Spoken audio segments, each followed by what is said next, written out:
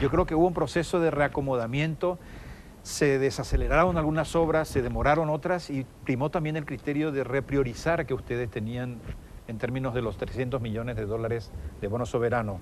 Ahí yo tengo un pedido muy especial de la gente que me dice, bueno, Pablo, 74 millones de dólares ya son para la Costanera Norte, ¿no es cierto?, de los bonos soberanos, sumado a los 85 millones de dólares que es para el pago a contratistas para que las obras continúen en el 2014.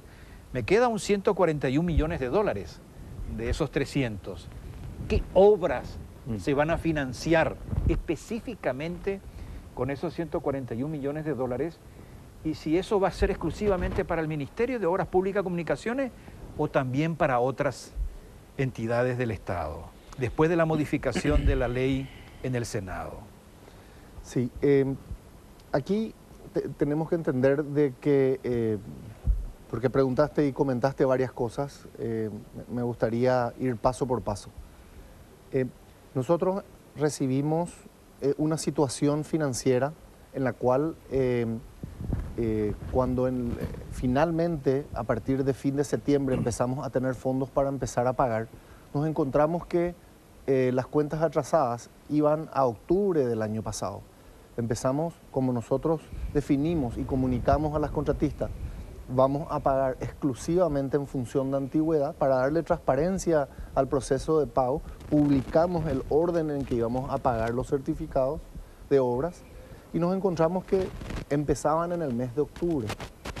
Encontramos meses del año pasado. Encontramos meses en los cuales se habían pagado solamente a estos proyectos de asfaltado sobre empedrado en contra de todas las otras obras que eran más antiguas y que necesitaban y que a mi juicio más importantes, que son aquellas obras que conectan a nuestras comunidades.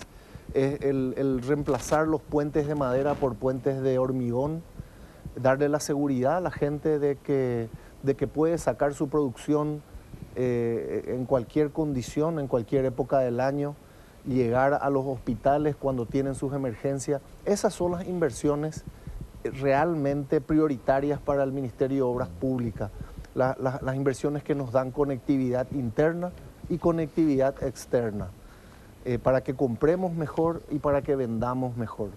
Eso es lo que genera empleo, eso es lo que genera oportunidad.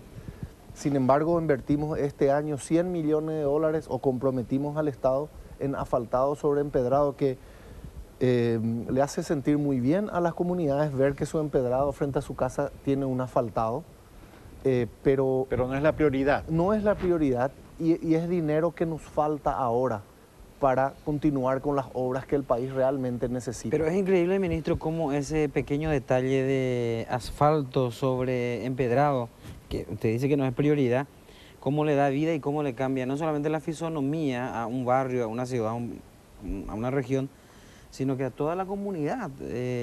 Genera muchas cosas. En mi caso específico, y es un ejemplo, así un botoncito nomás, el asfalto que se hizo frente a mi casa porque el nuevo Palacio de Justicia de Luque estaba un poco más allá, entonces tuvimos la suerte de que se asfalte eso, generó una expectativa ahí en la ciudadanía, empezaron a construirse salones, se construyeron restaurantes, hay lugares donde se hacen fotocopias, librerías. Se mejoró la zona. Se mejora, increíble. Yo no estoy en contra de ese tipo de inversiones. De hecho, estamos conversando con algunos intendentes. Nosotros tenemos máquinas paradas, que si los municipios consiguen la mezcla asfáltica, que es la parte cara, podemos hacer algún acuerdo. Pero con fondos del Ministerio de Obras Públicas no se puede. No es el uso más eficiente de esos recursos, teniendo en cuenta el gran atraso que hay en infraestructura en nuestro país y la inmensa necesidad de invertir en obras que tengan un impacto económico mucho más fuerte, más importante para nuestra gente. Yo quiero insistir en lo que preguntaba Pablo. ¿Cuáles son las obras que van a ser? Queda 141 millones de dólares. ¿Qué es lo que se va a ejecutar con eso? ¿Qué le puede decir a la gente en el sentido de esta ruta, esta obra, vamos a usar esa? Una ya tenemos ruta 8, que es Casa Payutí. Sí, las obras originalmente asignadas a los bonos soberanos se van a hacer. La duplicación de las rutas 2 y 7 consideramos que va a ser más eficiente impulsarlo a través de una concesión o de una alianza público-privada. En base a la experiencia inclusive. Sí, Era, pues, entendemos de que bueno, haya el bueno. tráfico suficiente como para justificar el claro, interés privado. Bueno, pero ahí está Tapépora, por Tapépora. ejemplo. Uno sabe que tiene una clase de ruta donde depende de esa firma o de esa empresa y sabe que tiene otra clase de ruta cuando sale de ella, ¿verdad? De ese tramo. O sea, que vale la pena. Esa autopista que tenía un costo casi de 180 millones de dólares dentro del paquete de los bonos. Para los bonos asignaban 118 millones de dólares a esa obra y la licitación salió por 200 millones de dólares. La licitación que, bueno, todas esas licitaciones nosotros cancelamos, obviamente cuando superaban de esa manera la disponibilidad de fondos no había manera de continuar. Entonces... ¿Qué se van a hacer con el dinero? Nosotros tenemos un bloque de obras conocida como las paladas iniciales, que tienen que ser financiadas, que estos 85 millones no terminan de financiar, es apenas la necesidad para cubrir los compromisos hasta el 31 de diciembre. Pero esto continúa en el primer semestre del año que viene y a lo largo del 2014.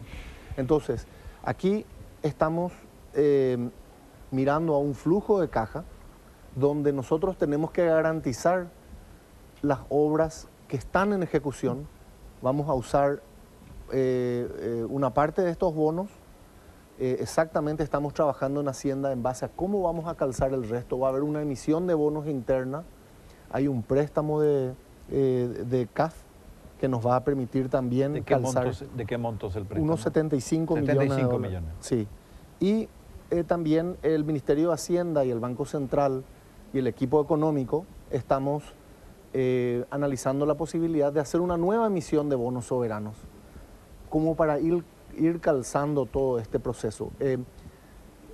Nosotros vamos a licitar, ahora que tenemos los bonos soberanos asegurados, vamos a licitar antes de este 31 de diciembre la Ruta 8, la costanera vamos a liberar para que continúe.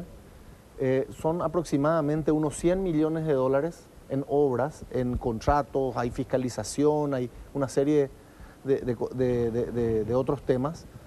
Y apuntamos a 500 millones de dólares en el 2014. Pero no son 500 que se gastan todo en el 2014, son compromisos de varios años que arrancan en el 2014. Es un proceso, obras públicas, no es como comprar un kit escolar. Es un proceso que de hecho lo venimos haciendo bastante mal como país. Mirando a las estadísticas de lo que ha ocurrido en obras públicas en los últimos 15 años, nosotros estamos encontrando que desde el momento en que tomamos una decisión, vamos a hacer esta ruta, hasta el momento en que esa ruta se entrega, porque se terminó de pagar, se terminó de construir, pasan en promedio 10 años.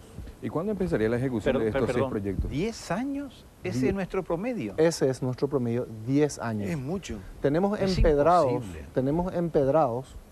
que han sido licitados en el año 99, llevan 14 años de ejecución y todavía no terminan. Nosotros lo vamos a terminar porque vamos a cambiar la manera de trabajar en el Ministerio de Obras Públicas.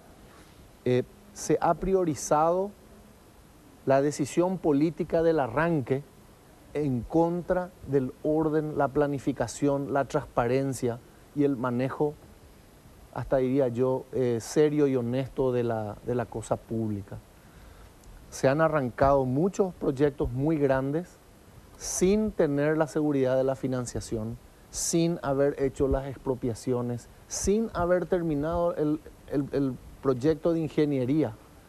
El resultado es conflicto permanente, conflicto para avanzar porque las propiedades, porque no te dejan entrar, no se ha expropiado el proyecto. Entonces todo eso al final significan más costos y obras que tenían que arrancar por 100 a los 10 años terminaron costando 150 o 200.